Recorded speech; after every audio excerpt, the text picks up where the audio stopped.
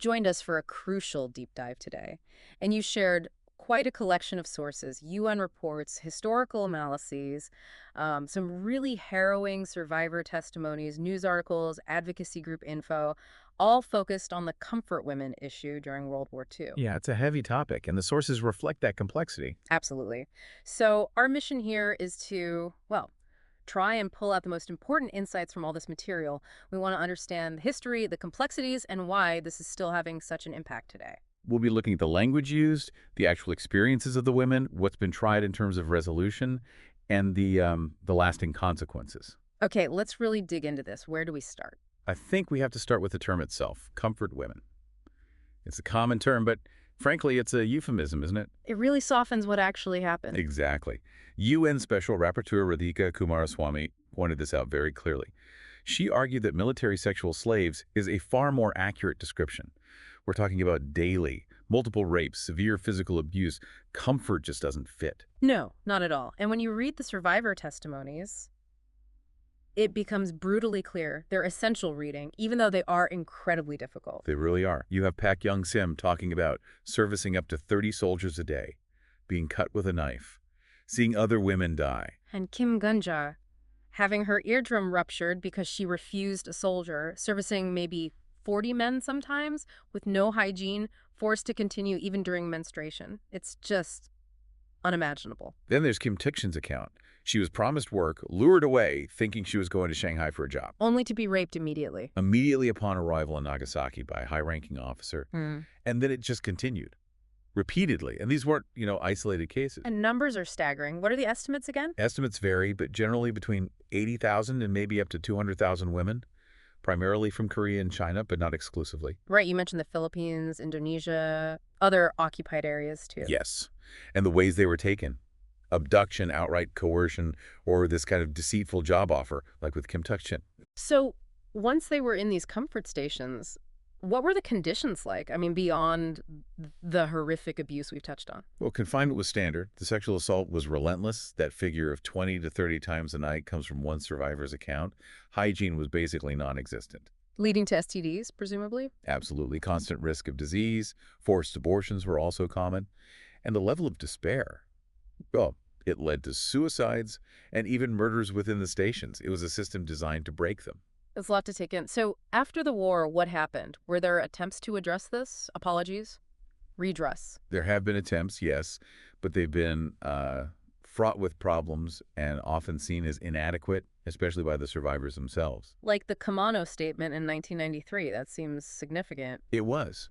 Japan did acknowledge the military's involvement in setting up and managing the stations, and importantly, the coercive nature of the recruitment for many women. That was a step. There's always a but, isn't there? But it stopped short of accepting full legal liability. That's a crucial distinction that has persisted. Okay. And then there was the Asian Women Fund, the AWF. Yes, the AWF. It was set up to provide compensation, but here's the catch. It was largely funded by private donations, not directly from the Japanese government coffers. So for the survivors, it didn't feel like the state was paying reparations? Precisely. It felt like the government was perhaps outsourcing its responsibility. Now, they did include letters of apology from the prime minister at the time, and some survivors did appreciate that personal element. But it wasn't the direct government compensation many were demanding. Exactly. It didn't meet that core demand for most. Which brings us to the 2015 agreement between South Korea and Japan. That seemed like a big deal at the time. It was presented as one. It declared the issue final and irreversible. Japan provided 1 billion yen, about, $9 million US dollars at the time, for a foundation in South Korea to support the victims. Okay, 1 billion yen. Sounds substantial, but it caused a lot of controversy. Huge controversy. The biggest issue for many was the lack of consultation with the survivors.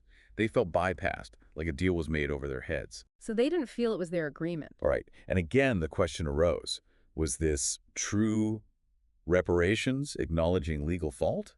Or was it more like a government-funded project? Yeah. A sort of humanitarian gesture without the legal admission.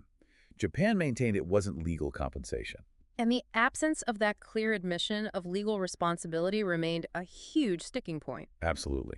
Plus, there were other aspects like the reported pressure to remove the peace statues, those statues of young girls that symbolize the victims. Yeah. Survivors like Lee Young-soo were furious about that demand. Understandably. Symbols matter deeply in this context. How did the South Korean government handle it?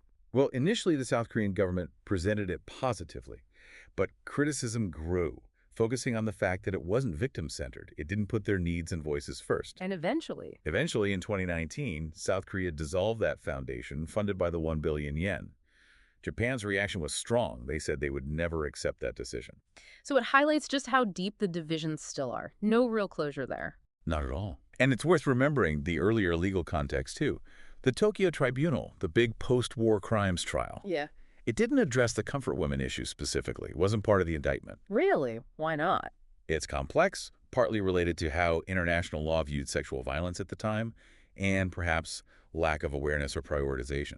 Uh, Also, the San Francisco Peace Treaty in 1951, which settled many post-war claims. Let me guess, it didn't cover this either. It waived further reparations claims between the signatory states, but the comfort women issue wasn't explicitly included, or excluded really, leaving it in a kind of legal limbo for individuals seeking redress later. So these women were left out of the major post-war legal settlements. Largely, yes. Which is why survivors and advocates kept pushing, filing lawsuits in Japanese courts, even internationally. But those face challenges too, right? Big challenges. Often the argument came back that under traditional international law, individuals couldn't directly sue a state. It was seen as a state-to-state issue.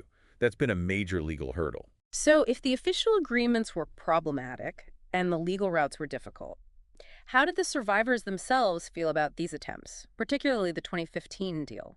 Overwhelmingly negative. The sources suggest maybe only one reported instance of what could be called unsatisfied acceptance. Most were deeply dissatisfied. And their core demands haven't changed? No, they remain consistent.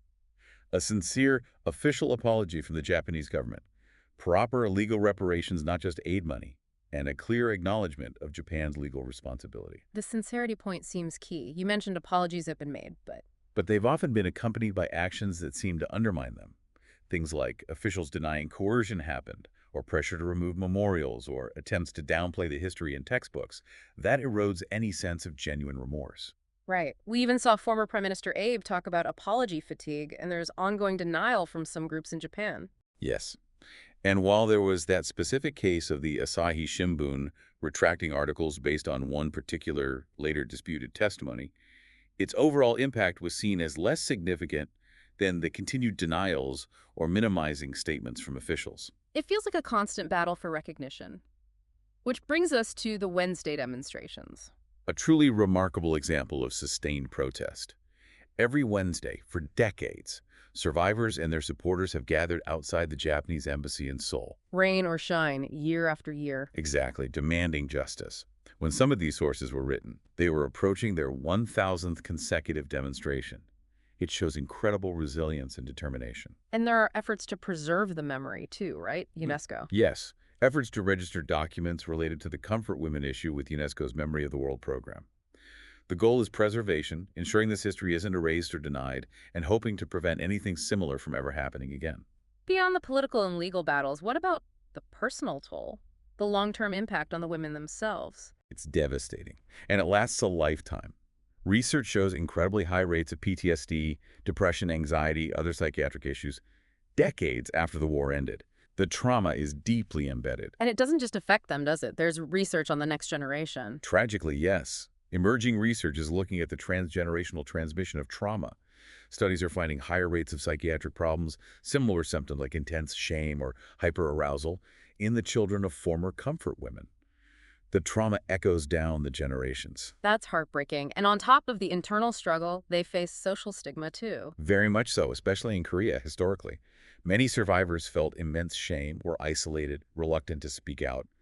Some even faced backlash from their own families when they did come forward. It sounds like they were victimized multiple times over. Even the support systems have faced challenges. You mentioned a care center closing. Yes, the House of Sharing, a well-known care facility, faced closure due to various internal and external challenges, which just highlights the ongoing difficulties in providing consistent, long-term support.